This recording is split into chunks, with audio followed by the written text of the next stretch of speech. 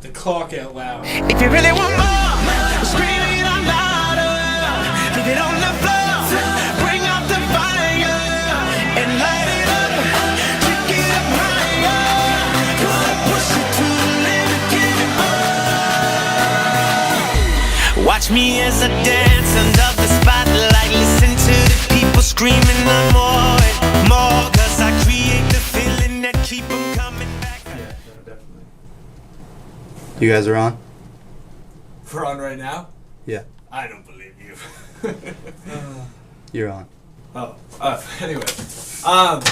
Welcome back, Plymouth State. This is the CRock Out Loud. I'm anchor Sean Michael Dunphy. And I'm anchor Ben DeZoglio.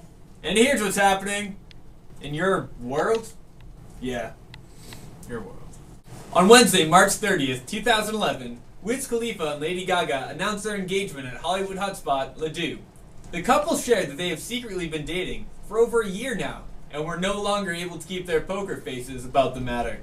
Khalifa told Boombox that Black and Yellow is really a song about their secret love life, and having to keep the caution tape up around their relationship.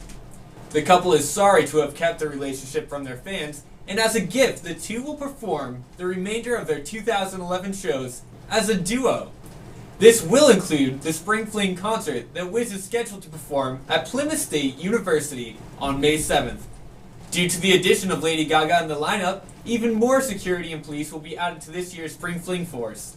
Manchester, Concord, Laconia, and Bristol police departments have volunteered members of their force to help out for the weekend.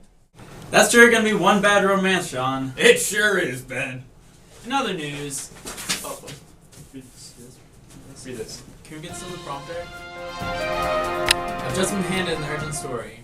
The first attack happened before spring break. The most recent one has happened on March 30th. 4 women now have been attacked by a man wielding scissors and cutting off their hair. They've been calling him the ponytail napper. The unidentified assailant is believed to be a male, around 6 feet tall, wearing a black ski mask, a black hooded sweatshirt, and skin-tight black sweatpants. We have with us today 2 of the victims, who for obvious reasons requested to keep their identities concealed.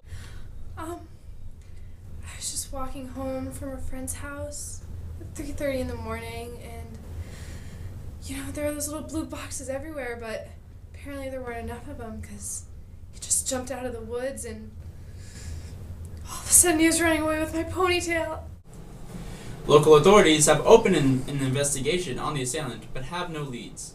Tips regarding the ponytail napper are not only welcome, but encouraged. Authorities stress that the importance of traveling in groups, avoiding low-populated areas, and not hesitating to use the blue emergency kiosks around campus if attacked. Well, I'm really glad that those victims came in. I mean, we really appreciated having Rachel Bronte and Veronica Moose come in and share their stories of exactly, how they were assaulted by this assailant. You weren't supposed to say the name, Sean.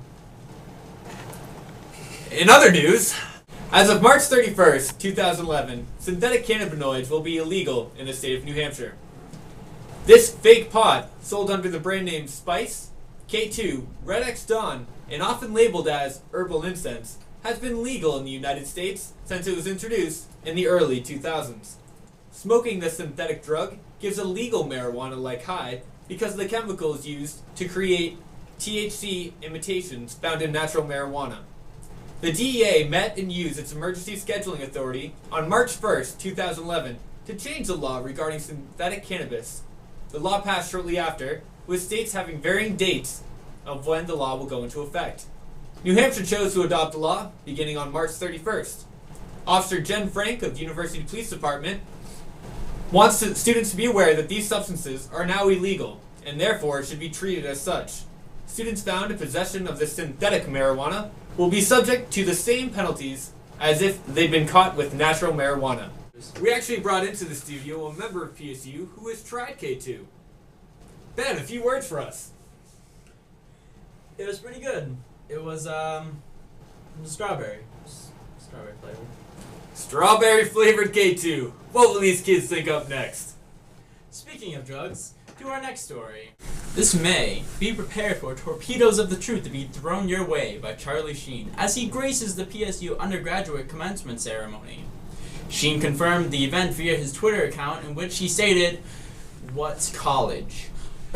Although Sheen has come under fire lately from his erratic behavior, most people have agreed that he is extremely entertaining to watch. He was not specific if he will be providing the tiger blood, but to be on the safe side, school officials have decided to hide Pemmy the Panther for the entirety of Sheen's stay. Charlie Sheen, what a train wreck. He sure is, Sean. And now we're gonna go see with the weather. Steve, what do we got going on? Yo, what up, Peace State? It's your weatherman, Steve Lanciani, here to give you the forecast for the week.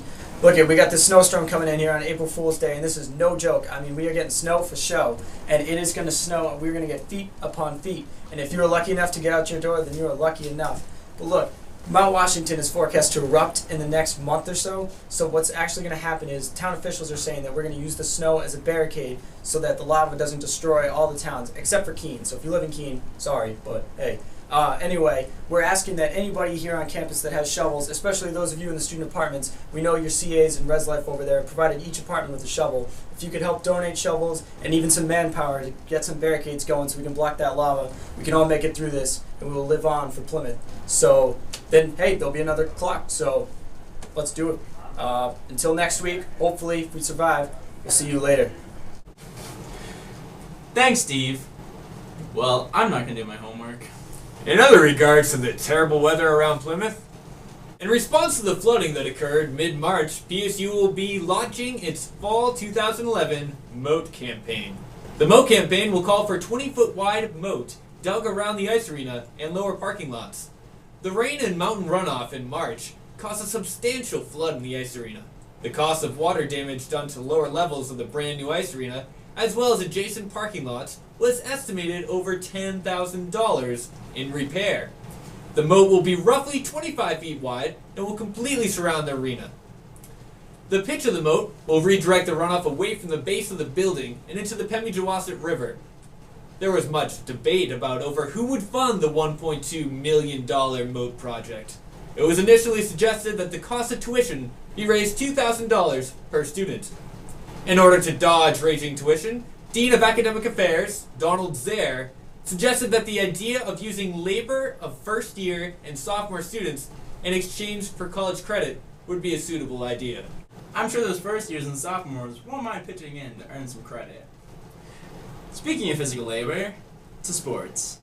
Paul Pierce has recently made public the fact that he will become an actor after his NBA career is over. Various NBA sources have told the Clock that Pierce will do well in the acting business. He's had some acting experience, such as the 2008 NBA Finals against LA. During Game 1 of the series, Pierce had to be taken off the floor in a wheelchair. 3 minutes later, Pierce came back out of the locker room and was immediately inserted back into the game. An NBA head coach, who wished to remain anonymous, was told about Pierce's plans after his retirement, to which he simply laughed and stated, "I think he would make a good Frodo." Well, that does it for our broadcast here tonight. We want to remind you to stop by the Clock office this week to pick up your copy of the Clock, which will have more about any of the stories that we've reported on here tonight. On behalf of everybody at the Clock, I'm Sean Michael Dunphy, wishing you a good evening. I'm Ben Zoglio saying, it's called the CRock. And from everybody here, we want to remind you, There will be another night. Good night, everybody.